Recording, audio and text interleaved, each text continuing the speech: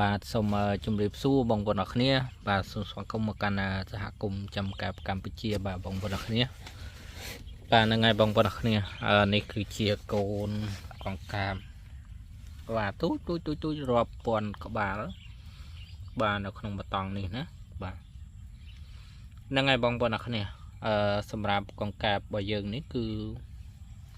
បាទគឺសុខភាពវាល្អបាទហើយវាតន់រដូវពេលចូលឆ្នាំយើងទាំងម្ដងបាទពេលចូលឆ្នាំហ្នឹងតន់រដូវហើយចឹងមិនថាខ្ញុំប្រកាសនេះប្រកាសត្រៀមឲ្យចំរដូវពេលចូលឆ្នាំ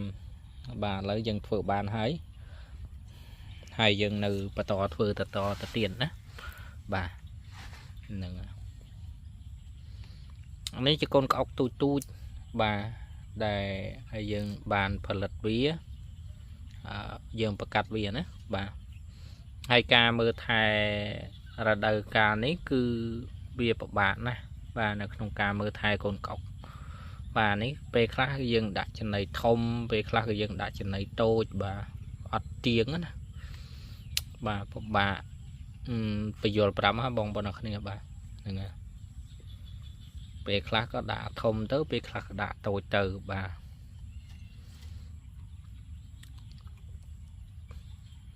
ហើយកូនក្អុកហ្នឹងវាបានថាទៅ3ថ្ងៃហើយបងប្អូនអរគ្នាបាទចាំមើលតែបន្តិចទៀតបាទបន្តិចទៀតវាធំល្អបាទវាត្រូវណាបាទហ្នឹងហើយ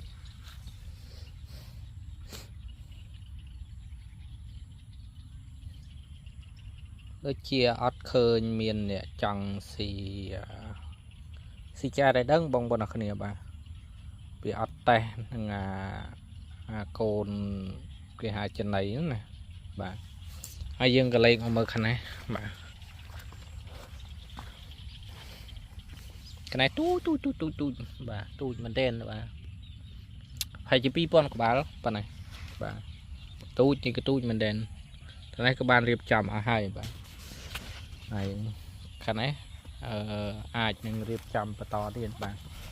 ហ្នឹងហើយយើងធ្វើបាន5តង់ហើយបាទនៅកាប់ដីឆាយតើណាបាទ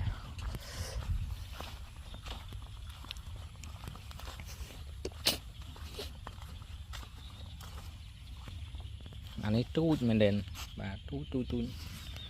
ឃើញទេបងប្អូនអរគ្នាបាទហ្នឹងមកតង់2-3ពាន់ទៅក៏គួរសមដែរបាទចំកដាចូលឆ្នាំទៅហ្នឹងក៏អេមដែរបាទហ្នឹងវីដេអូហ្នឹងខ្ញុំមានតែប៉ុណ្្នឹងឯងបាទអរគុណច្រើនបាទជម្រាបលាបងប្អូនអរគ្នាបាទ